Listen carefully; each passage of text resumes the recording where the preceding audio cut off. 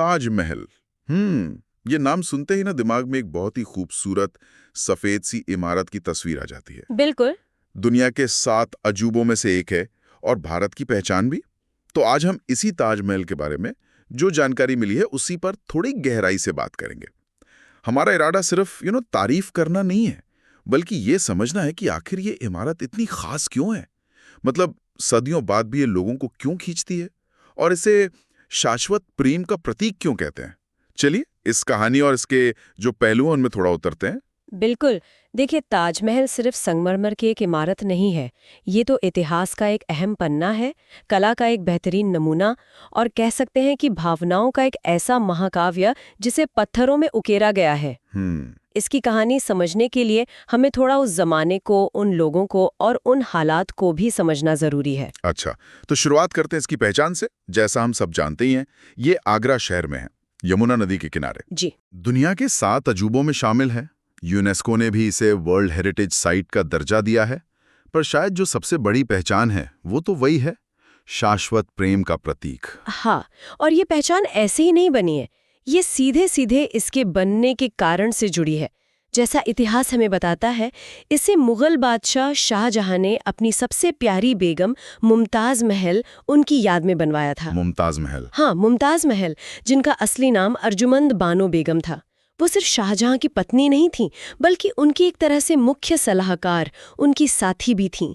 उनका निधन हुआ 1631 में और कहते हैं कि शाहजहां उनके जाने से बहुत ही गहरे सदमे में चले गए थे। तो मतलब ये मकबरा उस दुख और उस प्रेम का ही एक रूप है। बिल्कुल। ये सिर्फ एक कब्र नहीं है, ये एक श्रद्धांजलि है। देखिए, उस समय शासकों के लिए मकबरे बनवाना कोई नई बात नहीं थी, लेकिन ताजमहल का जो पैमाना है, जो उसकी सुंदरता है और उसके पीछे जो भावना है, वो इसे बाकियों से एकदम अलग कर देती है। ये एक बादशाह का अपनी पत्नी के लिए सबके सामने अपने प्रेम और अपने दुख को अमर बनाने की एक कोशिश थी, जो पहले कभी नहीं हुई थी। सोचिए, उस जमाने में भावनाओं का इतना बड़ा, इतना भव्य प्रदर्शन। और इस भव्य प्रदर्शन को सच बनाने में जो मेहनत लगी, वो भी कुछ कम नहीं है। जानकारी ये बताती है कि इसका काम 1632 के आसपास शुरू हुआ और पूरा होने में करीब 22 साल लग गए। 22 साल? हाँ, 22 साल।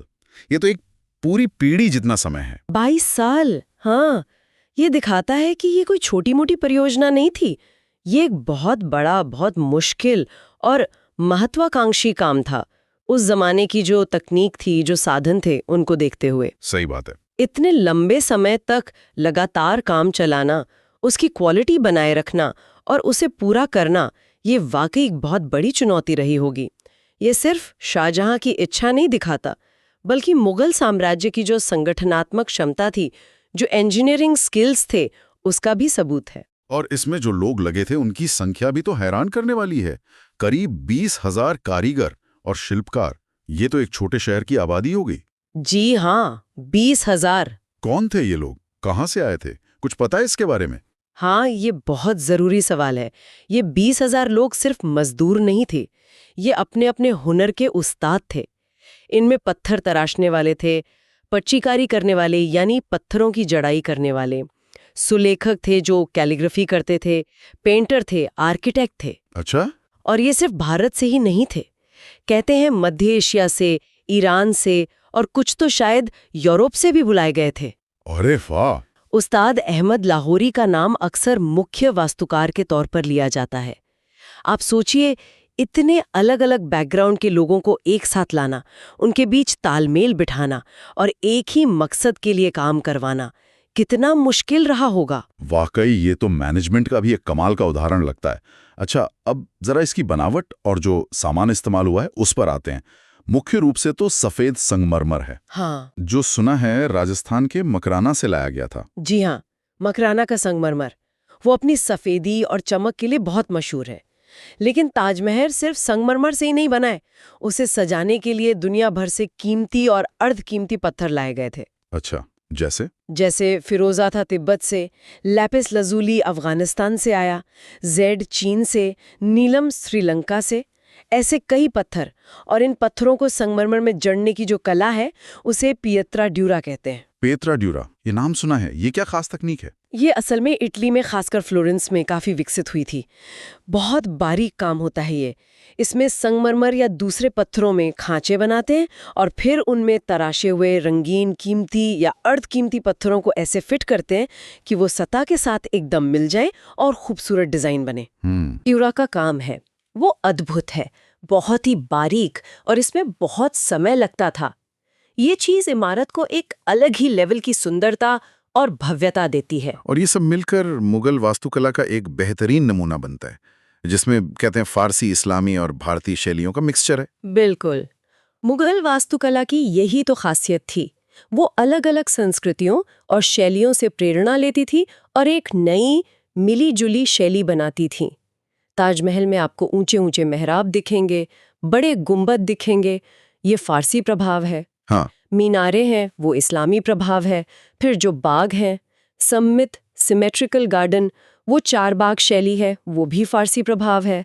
और कमल जैसे फूल वगैरह, वो भारतीय प्रभाव है। अच्छा। तो ये सिर्फ नकल नहीं है, ये एक क्रिएटिव सिंथेसिस है, एक मिलाप है। और सफेद संगमरमर का चुनाव भी बहुत सोच समझ कर किया गया था। ये पवित्रता, शांति, दिव्यता का प्रतीक माना जाता है, जो एक मकबरे के लिए बिल्कुल सही था। और इसी संगमरमर की वजह से एक और बड़ी दिलचस्प बात पता चलती है कि ताजमहल का रंग बदलता है। हाँ, ये बहुत मशहूर है। कहते हैं दिन के अलग अलग टाइम पर मौसम के हिसाब से रंग बदलता है। सुबह देखो तो गुलाबी सा, दिन में एकदम दूधिया सफेद, और चांदनी रात में हल्का सुनहरा। ये कैसे होता है? ये काफी हद तक मकराना संगमरमर की क्वालिटी और उसकी सतह की बनावट की वजह से होता है। ये संगमरमर थोड़ा सा ट्रांसलूसेंट जैसा होता है। अच्छा। और ये रोशनी को अलग अलग तरीके से रिफ्लेक्ट और एब्जॉर्ब करता है।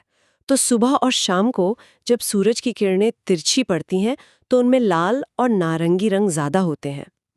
उससे संगमरमर पर गुलाबी या सुनहरी सी चमक दिखती है। दिन में जब सूरज सीधा ऊपर होता है तो तेज सफेद रोशनी उसे चमकदार सफेद दिखाती है, और पूर्णिमा की रात में चांद की जो ठंडी रोशनी होती है वो इसे एक रहस्यमयी हल्की नीली या सुनहरी सी चमक देती है। कमाल है। हाँ, ये इमारत के डिजाइन का ही एक हिस्सा है। ये इसे स्टैटिक नहीं बल्कि एकदम जीवंत बनाता है। ये तो सच में जादू जैसा लगता है, जैसे इमारत खुद सांस ले रही हो और वक्त के साथ बदल रही हो। तभी शायद आज भी ये दुनिया भर के लोगों को इतना खींचती है। निश्चित रूप से। आज ताजमहल सिर्फ एक ऐतिहासिक स्मारक या मकबरा भर नहीं है, ये भारत की सांस्कृतिक पहचान का एक बहुत अहम हिस्सा है। यूनेस्को वर्ल्ड हेरिटेज साइट है तो इसकी सुरक्षा और देखभाल एक वैश्विक जिम्मेदारी भी है। हाँ, वो तो है। हर साल लाखों टूरिस्ट आते हैं इसे देखने, भारतीय भी, विदेशी भी। ये दुनिया के सबसे ज्यादा देखे जाने वाले टूरिस्ट स्पॉट्स में से एक है और भारत के टूरिज्म इंडस्ट्री के लिए भी बहुत महत्वपूर्ण है। लेकिन क्या ये पॉपुलैरिटी इसके लिए कोई चुनौती भी बन रही है? मतलब इतने सारे लोग आते हैं, आसपास का प्रदूषण। हाँ, ये गंभीर चिंता की बात है। बिल्कुल, बढ़ती भीड़, आसपास की फैक्ट्रियों और शहर का जो प्रदूषण है उसका असर संगमरमर पर पड़ रहा था। उसका रंग पीला पड़ने लगा था, उसकी सतह को नुकसान हो रहा था। ओहो। इसके संरक्षण के लिए कई कदम उठाए भी गए हैं, जैसे आसपास जो प्रदूषण फैलाने वाली इंडस्ट्रीज थीं उन्हें हटाया गया, परिसर के पास पेट्रोल डीजल गाड़ियों पर रोक लगाई गई और संगमरमर की नियमित सफाई और मरम्मत होती रहती है। अच्छा। लेकिन ये एक लगातार चलने वाली चुनौती है, इस अनमोल धरोहर को आने वाली पीढ़ियों के लिए सुरक्षित रखना। तो ये सिर्फ सुंदरता और प्रेम की कहानी नहीं है, बल्कि ये संरक्षण और जिम्मेदारी की भी कहानी है। बिल्कुल, ये हमें याद दिलाता है कि हमारी जो ऐतिहासिक और कलात्मक धरोहरें हैं वो कितनी नाजुक होती हैं और उन्हें सहेजना कितना जरूरी है। ताजमहल सिर्फ शाहजहां और मुमताज की कहानी नहीं कहता, ये उन हजारों गुमनाम कारीगरों की कहानी भी कहता है जिन्होंने अपनी जिंदगी के कई साल इसे बनाने में लगा दिए। सही कहा। ये उस समय की कला, विज्ञान और संस्कृति का एक जीता जागता उदाहरण है। तो अगर हम संक्षेप में देखें तो हमने ताजमहल के कई पहलुओं को छुआ। ये सिर्फ एक बादशाह का अपनी बेगम के लिए प्रेम नहीं, बल्कि उस प्रेम को दिखाने के लिए किया गया एक असाधारण मानवीय प्रयास है।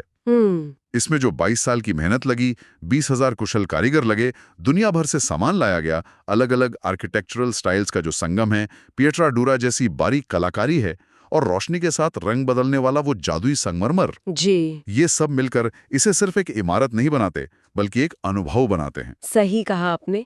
ये कला, इंजीनियरिंग, भावनाओं और इतिहास का एक अद्भुत मिश्रण है। इसकी भव्यता हमें हैरान करती है, इसकी सुंदरता हमें मोह लेती है और इसके पीछे की जो कहानी है वो हमें मानवीय भावनाओं की गहराई का एहसास कराती है। ये वाकई में, जैसा कहा जाता है, प्रेम, कला और विरासत का एक कालातीत प्रतीक है। एक ऐसा प्रतीक जो समय और संस्कृतियों की सीमाओं से परे है। इस पूरी चर्चा के बाद ये सोचना भी लाजमी लगता है कि एक व्यक्ति के प्रेम और दुख को दिखाने के लिए इतने बड़े पैमाने पर साधन लगाना, हजारों लोगों की जिंदगी, उनका श्रम। हाँ, ये एक सोचने वाली बात तो है।